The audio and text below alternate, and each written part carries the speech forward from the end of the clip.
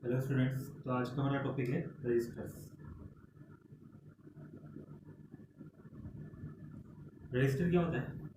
Register वापस से एक सीक्वेंशियल सर्किट है। सीक्वेंशियल सर्किट है ना। सीक्वेंशियल सर्किट का मतलब क्या होता है? जिसमें कोई मेमोरी एलिमेंट हो और जिसका आउटपुट प्रेजेंट इनपुट के अलावा आउटपुट की प्रीवियस स्टेट पर भी डिपेंड करे। ये हम लास्ट क्लास में काफ़ी बार देख चुके हैं ना। तो अभी के लिए हमें ध्यान रखना है कि रजिस्टर एक क्या है? सीक्वेंशियल सर्किट है। ठीक है, जैसे हम फ्लिप फ्लॉप की बात करें थे, फ्लिप फ्लॉप भी एक सीक्वेंशियल सर्किट था। फ्लिप फ्लॉप एक मेमोरी यूनिट थी। मेमोरी यूनिट थी तो ये केवल एक बिट की मेमोरी को ही स्टोर यहाँ करता था ना। तो हम फ्लिप फ्लॉप में कितने बिट को स्टोर करवा सकते थे? केवल एक बिट।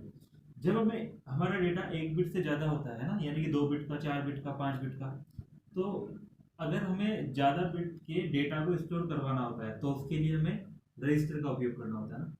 तो रजिस्टर का उपयोग किया जाता है डिजिटल डेटा स्टोरेज में ना। डिजिटल डेटा स्टोरेज में। और जनरली इसकी जो लेंथ होगी वो क्या होगी? Greater than equal to 1 bit. यानी कि 1 बिट का भी होगा तो मतलब जनरली सिंपल फ्लिप फ्लॉप भी हो जाएगा। तो इक्वल ये ग्रेटर देन ही कर देते ना। ग्रेटर देन मतलब इसकी लेंथ जो होनी चाहिए है ना, डेटा की जो लेंथ होनी चाहिए वो 1 बिट से ज्यादा है। तो ऐसे डेटा को स्टोर करवाने के लिए फिर हम फ्लिप फ्लॉप का उपयोग नहीं कर सकते, क्योंकि फ्लिप फ्लॉप में केवल एक ही बिट के डेटा का स्टोर किया जा सकता है। तो हम 1 बिट से ज्यादा यदि हमारा डेटा की लेंथ है तो उसके लिए हम किसका उपयोग करते हैं? रजिस्टर। फॉर एग्जाम्पल, यदि मेरे पास कोई बाइनरी नंबर है 1, तो ये केवल देखिए यहाँ पर केवल एक ही बिट है, तो इस एक बिट को स्टोर करवाने के लिए मुझे फ्लिप फ्लॉप की आवश्यकता है। तो सिंपल मैं फ्लिप फ्लॉप का उपयोग कर सकता हूँ। लेकिन यदि डेटा की लेंथ ज्यादा है, जैसे फॉर एग्जाम्पल मेरे पास डेटा ये वाला है, अब देखिए यहाँ पे बिट कितनी है? 1 2 3 4 5 6, तो 6 बिट है।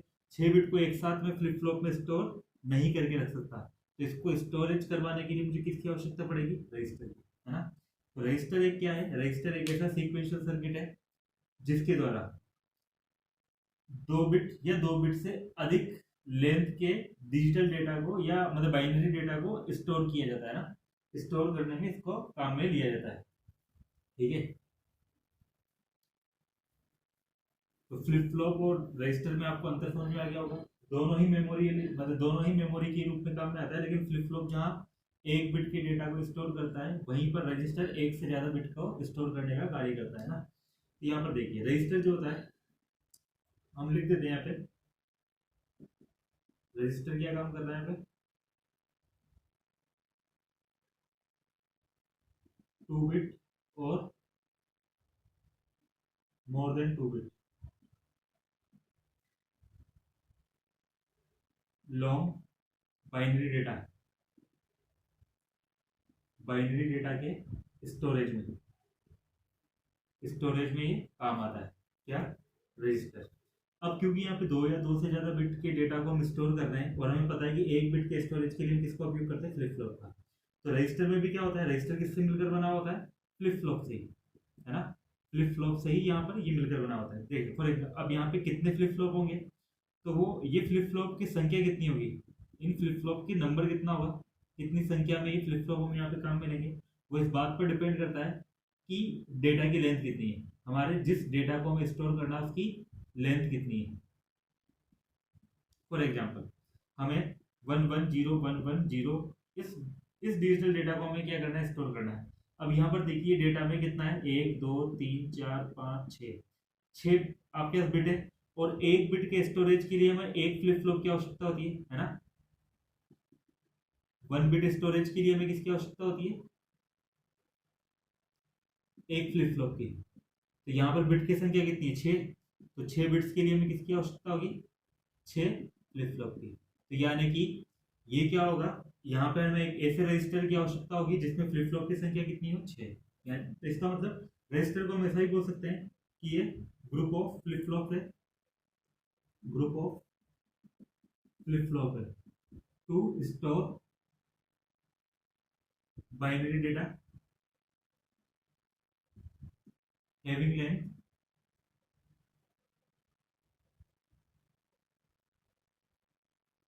इक्वल टू और ग्रेटर देन 2 बिट, है ना।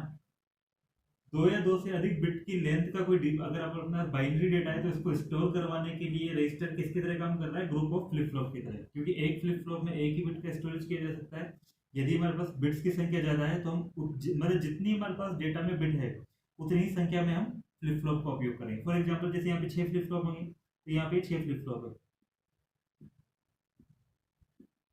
जब इसमें स्टोरेज होगा तो ये जो एमएसबी वाली बिट है वो इस फ्लिप फ्लॉप में होगी, ये वाला इसमें स्टोर होगा, ये वाला 0 इसमें स्टोर होगा, ये 1 इसमें, ये वाला 1 इसमें और ये वाला 0 इसमें, है ना। तो एक फ्लिप फ्लॉप एक बिट को स्टोर करेगा।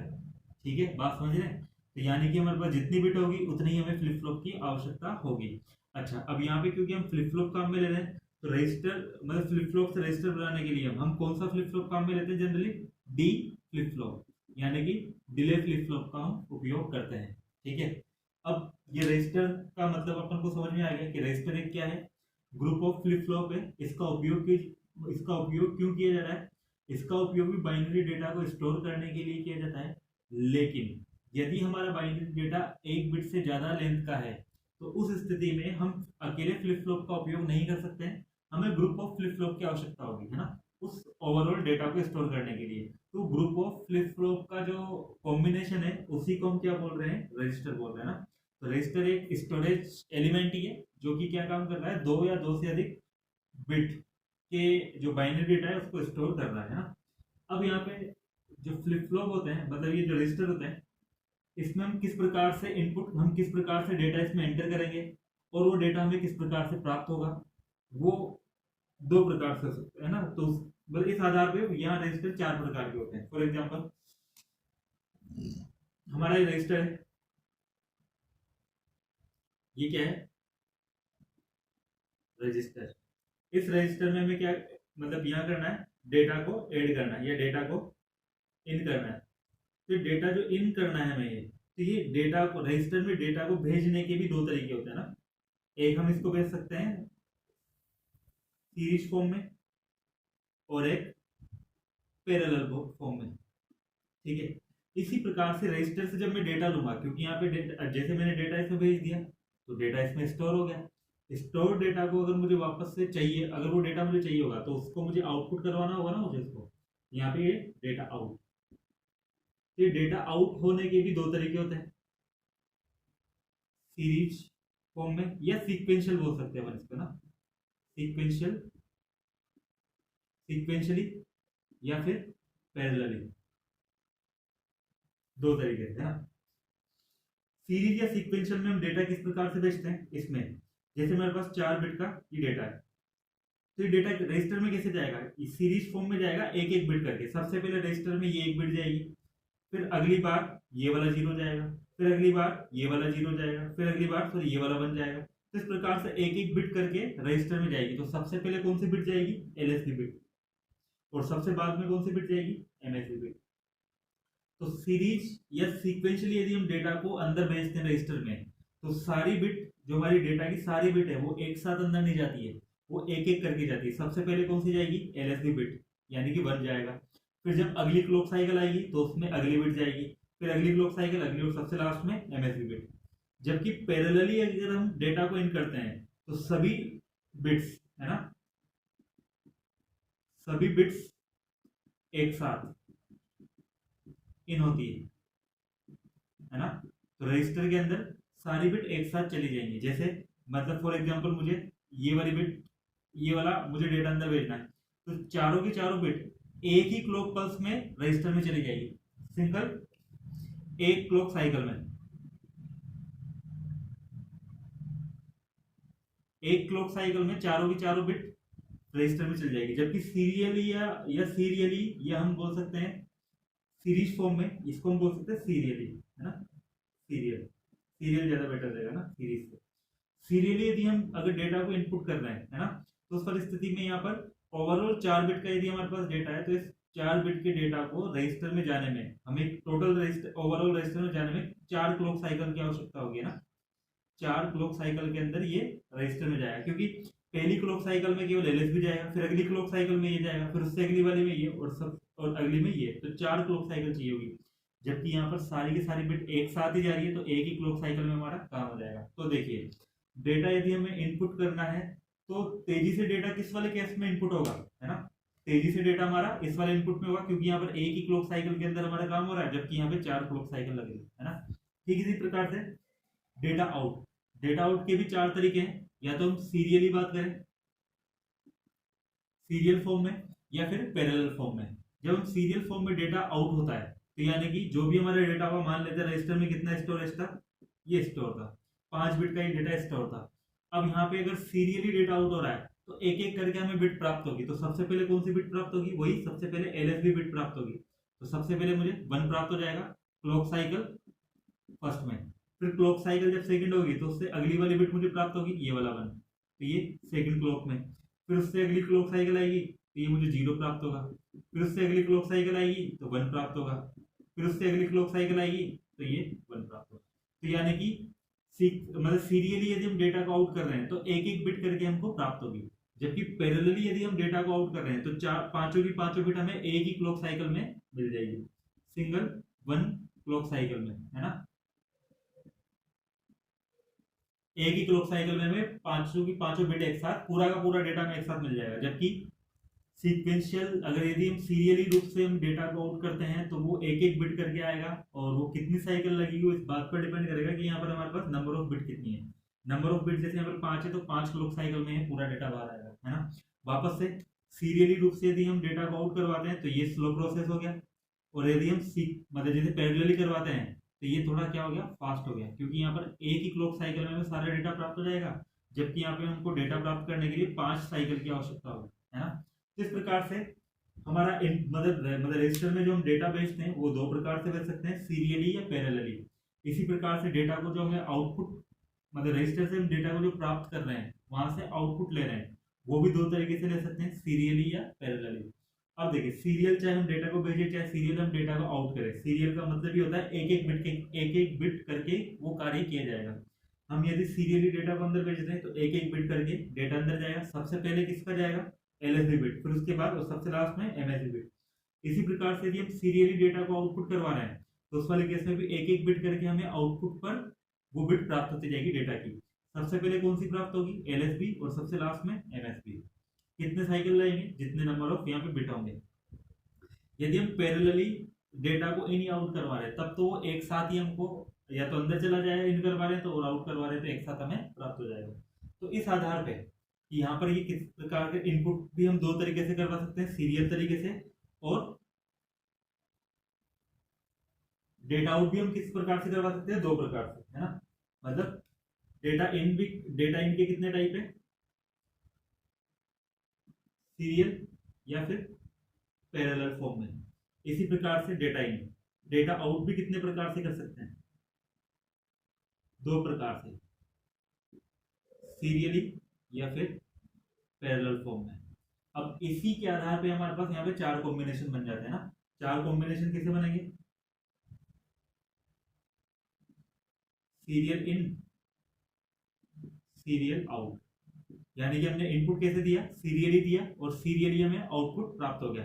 एक एक बिट करके हमने अंदर रजिस्टर में बिट भेजी और एक एक बिट करके हमने बाहर निकाल ली, तो ये हमारा सीरियल इन और सीरियल आउट रजिस्टर हो जाएगा। सबसे पहला इसको हम शॉर्ट में क्या बोलेंगे, SISO, serial in serial out. Second, data तो हमने सीरियली भेजा लेकिन उसको बाहर कैसे निकाला, पैरेलल आउट, तो इसको क्या बोलेंगे अपन, सीपो, सीरियल इन पैरेलल आउट, इसको सीसो। फिर थर्ड, अब की बार हम क्या करेंगे, पैरेलल डेटा भेजेंगे, पैरेलल इन, और आउटपुट कैसे करेंगे, सीरियली, सीरियल आउट, तो इसको हम क्या बोलेंगे, पीसो, पैरेलल इन सीरियल आउट। इसी प्रकार से चौथा, पैरेलल इन, एक साथ सारी डेटा हमने भेज दिया और एक साथ ही सबको बाहर निकाल लिया, तो ये हमारा हो गया पीपो। ठीक है, तो इस प्रकार से हमें यहाँ पे ये 4 कॉम्बिनेशन बनते हैं, और इसी आधार पे हमारे रजिस्टर भी कितने प्रकार के होते हैं, 4। अच्छा, एक और यहाँ पर होता है, जो रजिस्टर होता है वो एक्चुअली शिफ्ट रजिस्टर होता है ना। तो ये तो हमारे इसके मतलब टाइप हो गए। यदि हम शिफ्ट रजिस्टर की बात करें है ना। इस शिफ्ट रजिस्टर क्या होता है,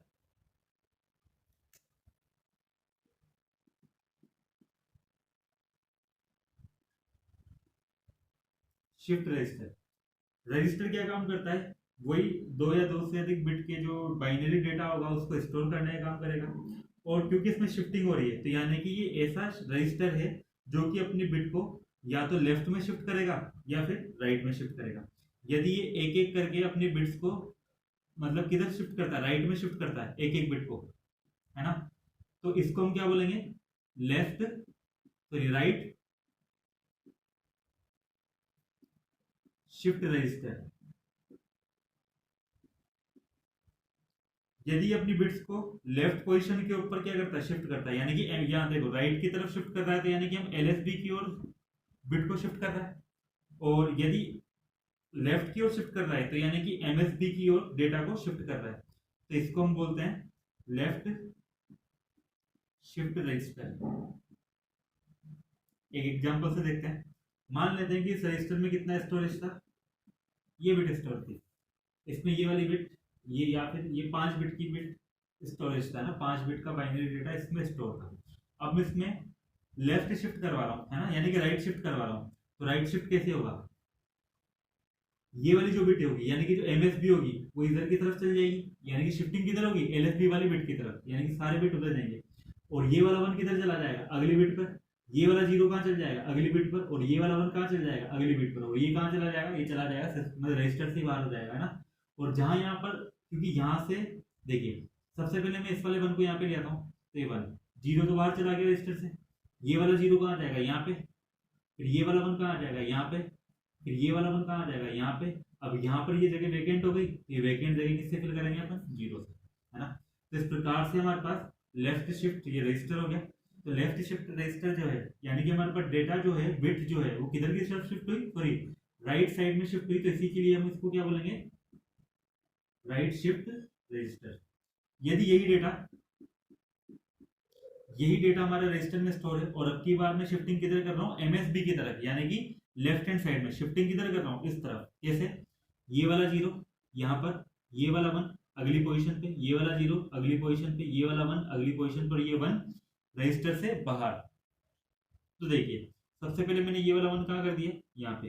फिर ये वाला 0 यहाँ पे, ये वाला 1 यहाँ पे, और ये वाला 0 यहाँ पे। अब यहाँ पर ये वेकेंट हो गई क्योंकि इससे पीछे से कोई वैल्यू नहीं, तो यहाँ पे किससे फिलिंग करेंगे, 0 से। तो ये हमारा लेफ्ट शिफ्ट रजिस्टर है। किस प्रकार से यहाँ पे शिफ्टिंग होती है, तो ये शिफ्ट रजिस्टर दो प्रकार के होंगे, लेफ्ट शिफ्ट रजिस्टर और राइट शिफ्ट रजिस्टर। यदि रजिस्टर की जो स्टोर्ड डेटा है उनकी बिट्स में शिफ्टिंग किधर हो, राइट हैंड साइड में हो, तो राइट शिफ्ट रजिस्टर कहलाता है। और यदि लेफ्ट साइड में शिफ्टिंग हो तो उसको क्या बोलेंगे, लेफ्ट शिफ्ट रजिस्टर। ठीक है, एक चीज ध्यान रखिएगा,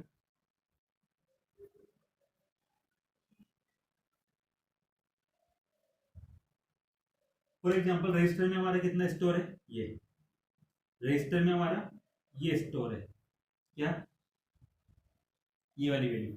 ठीक है,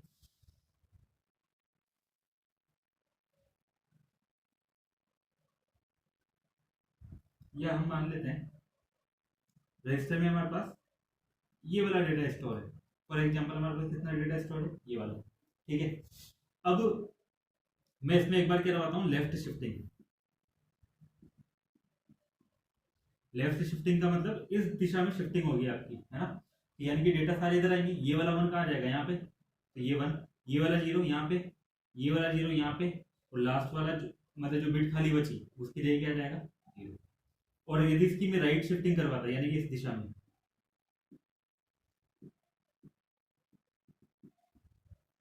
तो राइट शिफ्टिंग पर क्या होता, बिट किधर होती, एलएसबी की तरफ शिफ्ट होती। तो ये वाला 0 यहाँ पे, ये वाला 1 यहाँ पे, ये वाला 0 यहाँ पे, है ना। तो सबसे पहले ये वाला 0 यहाँ पे कर दिया मैंने, फिर ये वाला 1 आ गया, और फिर ये वाला 0 आ गया, और यहाँ पे इस प्रकार से शिफ्टिंग हो जाती है। ठीक है, अब अगर मैं इसको, ये हमारा अभी बाइनरी नंबर सिस्टम में लिखे हुए हैं, ये डेटा हमारा किसमें, बाइनरी नंबर सिस्टम में है। इसको मैं डेसिमल में कन्वर्ट करता हूँ तो ये क्या लिखा हुआ है, ये 4 लिखा हुआ है ना। यदि मैं, सॉरी 4 नहीं, हाँ 4 लिखा हुआ है। यदि मैं इस डेटा को आगे की तरफ शिफ्ट करता हूँ, है ना, मतलब इसका अगर मैं यहाँ पे वैल्यू निकालता हूँ तो ये इसकी मतलब आपके डेसिमल नंबर में कितना लिखा हुआ है, 4। और ये डेसिमल नंबर में कितना लिखा हुआ है, 8 और ये डेसिमल नंबर में कितना लिखा हुआ है 2। तो आप बात समझ रहे हो यहाँ पे, यदि किसी भी नंबर की राइट शिफ्टिंग की जाती है तो जिस भी नंबर की हम राइट शिफ्टिंग करेंगे उसमें 2 का भाग लग जाता है ना। ये 2 क्यों प्राप्त हुआ, क्योंकि पहले से नंबर कितना था 4, और 4 में क्योंकि मैंने एक बिट से राइट शिफ्टिंग की, एक बार राइट शिफ्टिंग करिए तो एक बार 2 का भाग लगेगा। अगर मैं 2 बार राइट शिफ्टिंग करता तो यहाँ पे 2 की पावर 2 का भाग लग जाता। 3 बिट से शिफ्ट करता तो 3 की पावर 3 का भाग लग जाता। अभी देखते हैं इसको, पहले हम एक बार इसको देखते हैं। 2 का भाग लगा तो कितना आ गया मेरे पास, ये आ गया 2। और जबकि हम लेफ्ट में शिफ्टिंग करते हैं एक बिट से, मैंने देखो यहाँ पर एक ही बार शिफ्टिंग की है, ये वाला 1 यहीं पर गया है, यहाँ से यहीं तो गया, तो एक बिट की तो शिफ्टिंग हुई, ये वाला 0 यहीं पर तो आया, सॉरी राइट शिफ्टिंग करे तो ये वाला 1 यहीं तो आया, एक बिट की तो शिफ्टिंग हुई, ये वाला 0 यहीं पर तो आया, ये वाला 0 यहीं पर तो आया। तो एक ही बार शिफ्टिंग की है, तो यानी कि हमने एक बिट से ही शिफ्टिंग की है। जब एक बिट से शिफ्टिंग होती है तो जो नंबर होता है वो मल्टीप्लाई होता है। देखो लेफ्ट शिफ्टिंग में तो क्या होता है, नंबर मल्टीप्लाई होता है, और राइट शिफ्टिंग के अंदर क्या होता है, वो डिवाइड हो जाता है। तो डिवाइड होकर कितना आ गया था 2, और मल्टीप्लाई होकर ये कितना आ गया 8। ठीक है, तो इस प्रकार से हमारा राइट शिफ्ट और लेफ्ट शिफ्टिंग है ना। अब हम वो जो चारों टाइप हमने देखे थे उसको एक एक करके देखते हैं ना। सबसे पहले हम देखते हैं कौन सा, serial in serial out register. ठीक है, ठीक है, serial in serial out register. हम यहाँ पर कितने बिट का डेटा स्टोर करवाना चाहते हैं, हम मान के चलते हैं हम 4 बिट का डेटा स्टोर करवाना चाहते हैं। 4 बिट का डेटा स्टोर करवाने के लिए हमें रजिस्टर में फ्लिप फ्लॉप की संख्या कितनी होगी, आपको चाहिए होगी 4 ही चाहिए होगी, क्योंकि बिट कितनी है 4, तो फ्लिप फ्लॉप भी कितने चाहिए होंगे 4। तो हम यहाँ पर 4 फ्लिप फ्लॉप बना देंगे।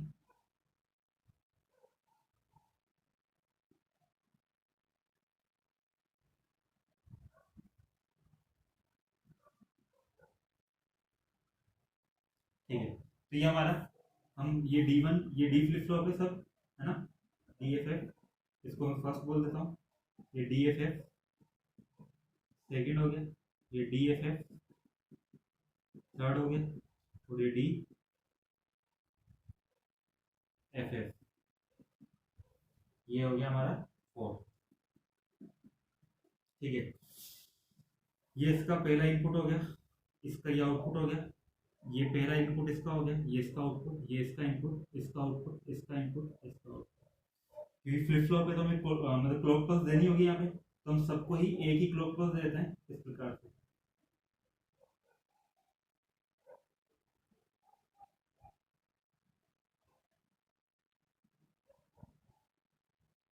ठीक है, तो ये मैंने क्या दे दिया, क्लॉक पल्स सबको दे दी, इसको ही मिल जाएगी, इसको ही मिल जाएगी, इसको ही मिल जाएगी, इसको, और सबको एक साथ ही मिल रही है क्लॉक पल्स, है ना।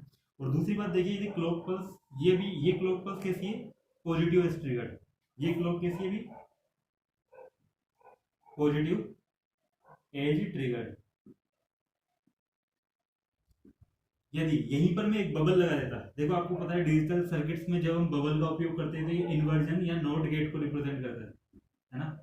तो यदि मैं क्लॉक इस प्रकार से देता, इस क्लॉक को मैं इस प्रकार से सिंपली इसको इस प्रकार से शो करता, यहाँ बबल लगाया था, या इस वाली बबल की जगह यहाँ पे बबल लगाया था इस प्रकार से, है ना। तो यानी कि क्लॉक कौन सी है आपकी, negative triggered, negative edge triggered,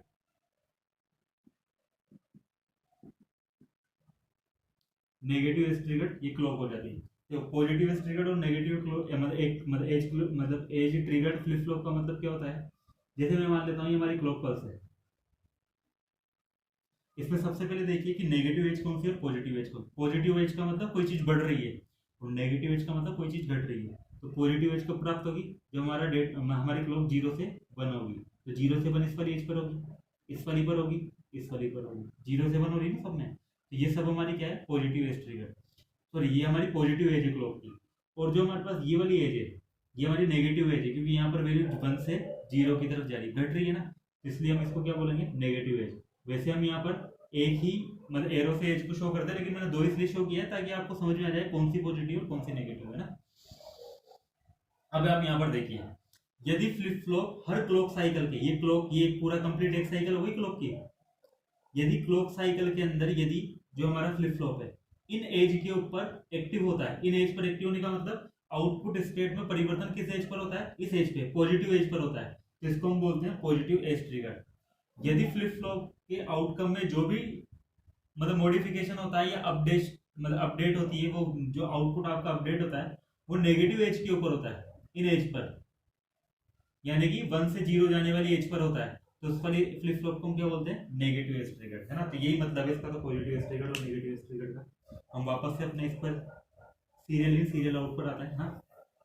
तो यहाँ पर देखिए, तो क्लॉक मैंने कैसी काम में ली हुई है, positive edge trigger flip flop, मतलब यहाँ पे ट्रिगर क्लॉक काम में ली हुई। अब हम यहाँ पर देखिए देखिए क्योंकि मुझे डेटा एक एक करके अंदर भेजना है और एक एक करके बाहर लेना है ना। सबसे पहले मैं डेटा कहाँ पे लगा दूंगा, इस वाले इनपुट पे। ये जो आपका फर्स्ट डी फ्लिप फ्लॉप का जो इनपुट होगा D1, इस पर मैं क्या लगा दूंगा, इनपुट लगा दूंगा। जब इस पे इनपुट लगाऊंगा तो वो यहाँ पे इस वाले फ्लिप फ्लॉप के ऊपर स्टोर हो जाएगा। फिर क्योंकि मुझे क्या करना है, एक एक करके तो आगे बढ़ाना है, तो यानी कि इस वाले फ्लिप फ्लॉप पे जो भी वैल्यू होगी वो कहाँ पहुंच जानी चाहिए, आगे वाले फ्लिप पर। आगे वाले फ्लिप फ्लॉप पे वो वैल्यू कब पहुंचेगी, ये इस पर वैल्यू कब पहुंचेगी, जब मैं इसके आउटपुट को इसके इनपुट से जोड़ दूंगा। ठीक है, तो यहाँ पर ये क्या था, Q1 और ये D2 दूसरे फ्लिप फ्लॉप को जोड़ दें। इसी प्रकार से ये वाली वैल्यू आगे कैसे पहुंचेगी, जब मैं इसको क्या इससे जोड़ दूंगा, Q2 और D3 को आपस में जोड़ दूंगा।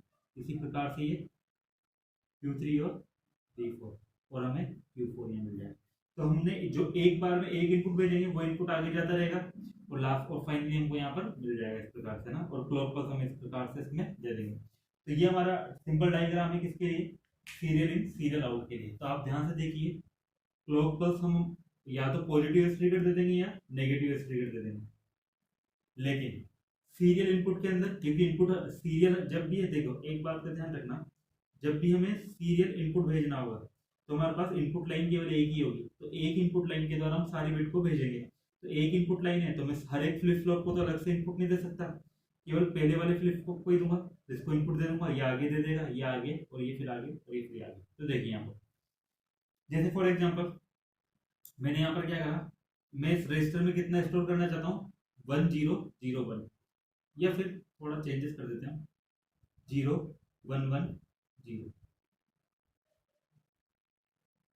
0111, ये स्टोर करना चाहता हूं मैं ना। ये डेटा में स्टोर करना चाहता हूं किसमें, हमारे serial in serial out register में। तो देखिए हमें पता है कि जब तक क्लॉक नहीं आएगी तब तक ये डेटा इसमें एंटर नहीं होगा, है ना। तो हम यहाँ पर देखते हैं कि किस प्रकार से क्या काम होगा। मान लेते हैं जब क्लॉक आ रही है यहाँ पर, यहाँ तक इस टाइम तक तो कोई क्लॉक नहीं आई थी ना, क्लॉक हमारे पास यहाँ पर आ गई।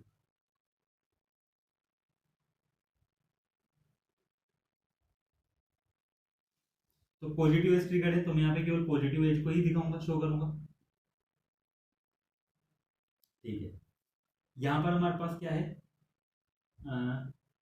आउटपुट है Q1 Q2 वगैरह जो भी है ना, हम देखते हैं। सबसे पहले देखिए, सबसे पहले जब हम इसमें डेटा बेचते हैं तो सबसे पहले कौन सी बिट बेचते हैं हम, मतलब सीरियली हम कौन सी बिट बेचते हैं, LSB बिट। तो जब मैं सबसे पहले कौन सी मतलब यहाँ पे इनपुट में कौन सी बिट यहाँ मतलब यहाँ भेजूंगा, ये वाली LSB वाली, यानी कि मैं यहाँ पे कितना D1 कितना कर दूंगा मैं 1। जब D1 1 है तो जैसे ही आपकी क्लॉक आएगी, ये क्योंकि फ्लिप ये आपका डी फ्लिप फ्लॉप क्या करता है, जो डी होता है वही आउटपुट हो जाता है। तो Q1 इस वाली एज पर कितना हो जाएगा आपका 1। ठीक है, Q1 आपका कितना हो गया यहाँ से 0 से 1, और पहले से ही Q2 Q3 Q4 कितने थे 0। ये आपका Q1 है, ये आपका Q2 है, ये Q3 है और ये Q4 है।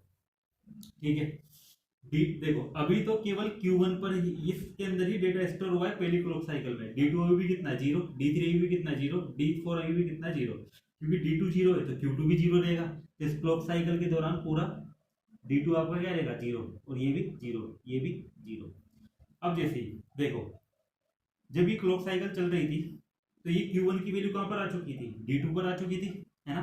तो यानी कि Q1 की जो वैल्यू 1 थी वो कहाँ पर आ चुकी है, D2 पर। तो D2 की वैल्यू जब अगली क्लॉक पल्स आएगी, है ना, जब अगली क्लॉक पल्स आएगी, एक मिनट रुको, हम इसको ऐसे नहीं देखते हैं, एक बार इसको सिंपल तरीके से देखते हैं, ऐसे थोड़ा कंफ्यूजन हो जाएगा। यहाँ हम लिखते हैं क्लॉक कि क्लॉक की कौन सी पल्स की बात कर रहे हैं। यहाँ हम इनपुट की बात करते हैं D1 D2 D3 D4, और यहाँ हम आउटपुट की बात करते हैं Q1 Q2 Q3 और Q4। इस तरीके से बात करते हैं ना।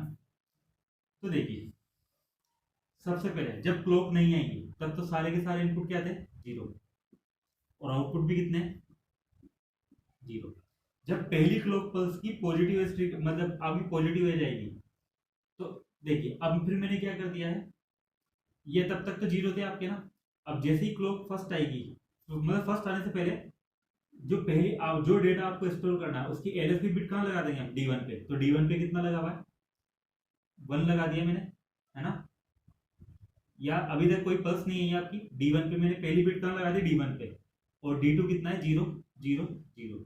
अब आप यहाँ पर देखिए, और आउटपुट भी यहाँ पे कितना है अभी, जीरो जीरो जीरो जीरो। देखो D1 पे 1 है लेकिन Q1 अभी भी जीरो है, क्यों, क्योंकि क्लॉक अभी तक आई नहीं, क्योंकि वैल्यू अपडेट कब होती है, जब क्लॉक आती है तभी तो वैल्यू अपडेट होगी। अब मैंने मान लिया कि पहली क्लॉक पल्स मेरे पास यहाँ पर आई, जब पहली क्लॉक पल्स आएगी तो क्या होगा, D1 क्योंकि 1 था तो इसके अकॉर्डिंग Q1 कितना हो जाएगा आपके पास, यहाँ पे 1, तो यहाँ पर देखिए ये 1 हो जाएगा, ये जीरो, ये जीरो और ये जीरो।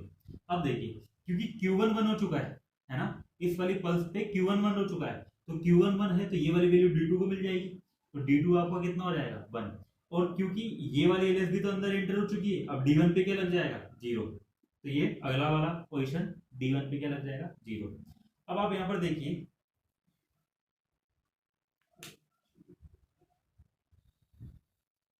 ठीक है ना, तो ये इनपुट लगने के बाद जब फर्स्ट क्लॉक पल्स आई तो उससे आउटपुट हमें कौन सा मिला, ये वाला। अब आप देखिए अगली क्लॉक, है ना, तो अभी भी ये D3 कितना है, जीरो, और D4 कितना है, जीरो, क्योंकि D3 पर आउटपुट कहां से आएगा, Q2 से, और D4 पे आउटपुट कहां से आ रहा है, Q3 से। क्योंकि देखिए D4 पर आउटपुट कहां से आ रहा है, Q3 से, और D3 पर आउटपुट कहां से आ रहा है, Q2 से।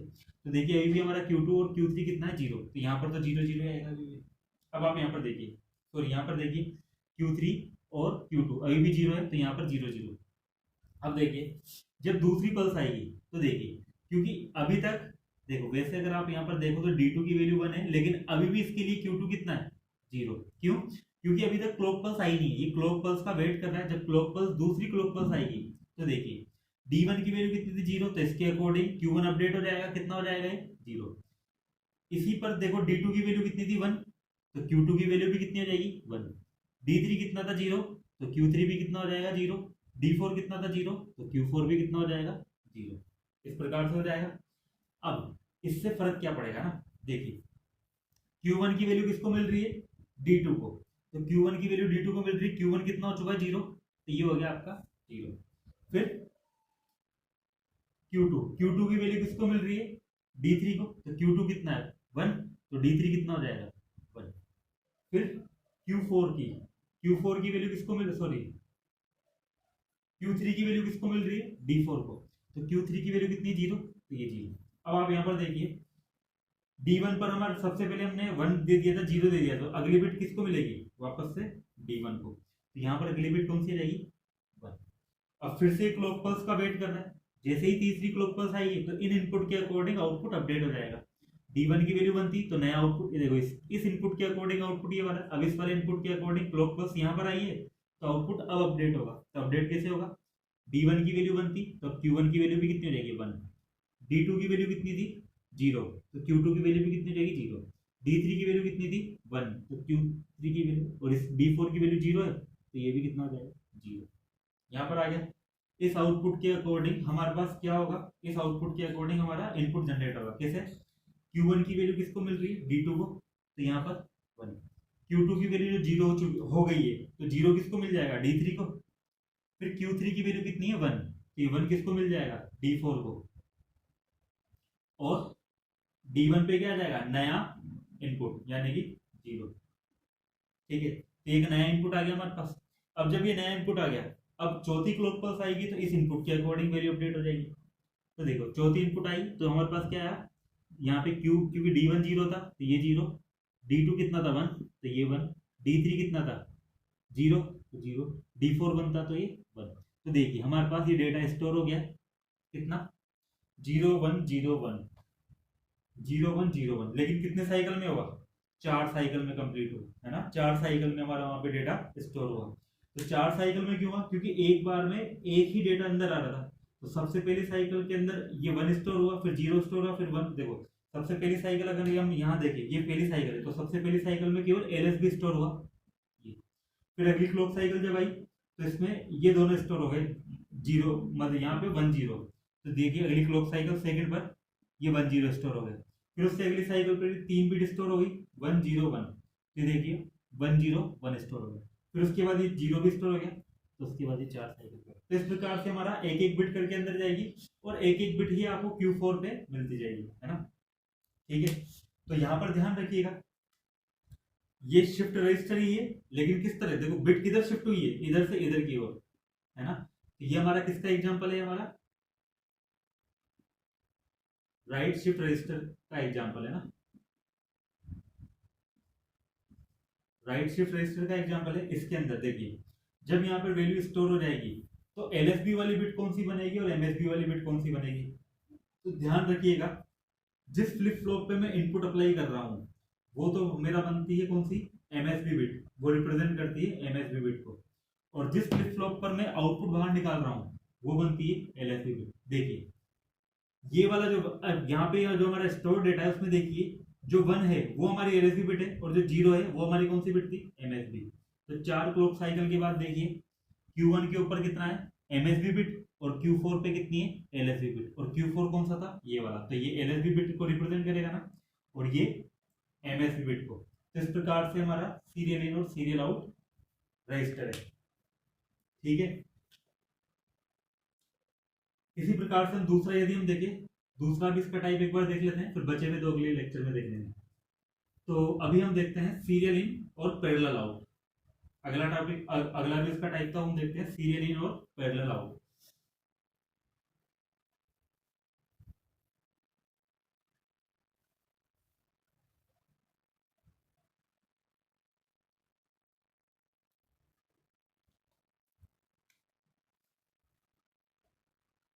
सीरियल इन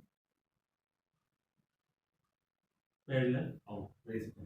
ठीक है, serial in parallel out register, वही मैं 4 बिट का यहाँ पे, यहाँ डेटा कितने बिट का ले रहा हूँ, 4 बिट का। तो यहाँ से फ्लिप फ्लॉप भी कितने चाहिए होंगे, 4, है ना। फ्लिप फ्लॉप की संख्या भी कितनी होगी, 4।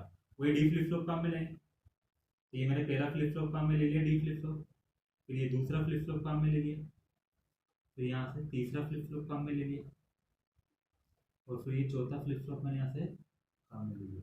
सीरियल इन है, सीरियल इन है तो एक ही इनपुट लाइन होगी हमारे पास, क्योंकि जो सीरियल इन है तो उसमें एक एक करके बिट जाएगी, तो इनपुट लाइन भी एक ही होगी।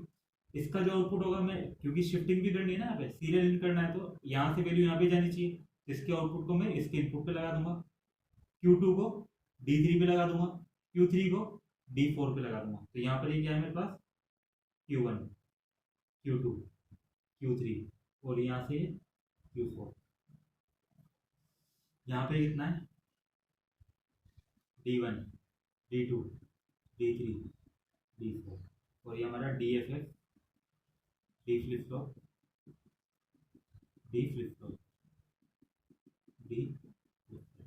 सबको क्लॉक पल्स हम कॉमन देंगे, वही हम कैसे देंगे, पॉजिटिव एज ट्रिगर। आप चाहो तो नेगेटिव एज ट्रिगर भी यहाँ पे दे सकते हैं, इससे फर्क नहीं पड़ेगा।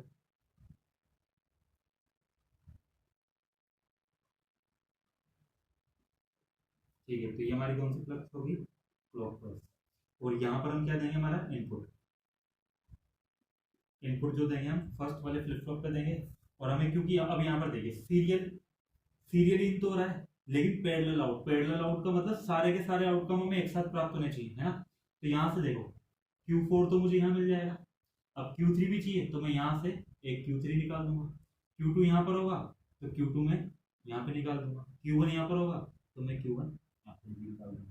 तो इनपुट तो एक एक एक करके जाएगा, लेकिन आउटपुट हमको सारे एक साथ मिल जाएंगे ना। तो देखिए अब हम बात करते हैं इसमें सीरियल इनकी ना।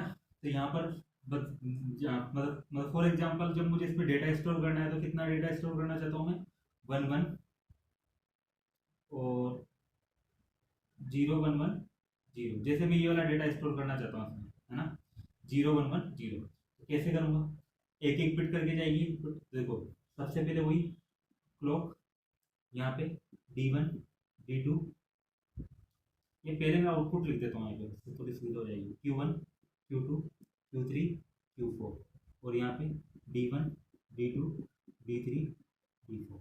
देखिए जब क्लॉक नहीं थी तब तो Q1 भी कितना था, 0, Q2 भी 0 था, Q3 भी 0 था और Q4 भी 0 था। लेकिन तो जैसे मुझे यहाँ पे स्टोर क्या करना है, 0 1 1 0, तो सबसे पहले बिट इनपुट पे लग चुकी होगी, है ना।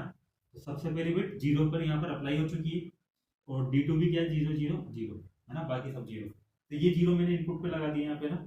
अब जैसे ही क्लॉक आएगी तो इन इनपुट के अकॉर्डिंग आउटपुट अपडेट हो जाएगा। तो D1 कितना था, 0, तो Q1 भी कितना हो जाएगा, 0। D2 कितना था, 0, तो Q2 भी 0। D3 कितना था, 0, तो Q3 D4 0 था, तो ये भी 0। अब देखिए Q1 की वैल्यू किसको मिल रही है, D2 को। Q2 की वैल्यू किसको मिल रही है, D3 को। तो Q1 कितना, 0, तो D2 भी कितना हो जाएगा यहाँ पे, 0। Q2 की वैल्यू कितनी है, 0, तो D3 भी कितना हो जाएगा, 0। Q3 की वैल्यू कितनी है, 0, तो D4 भी कितना हो जाएगा, 0।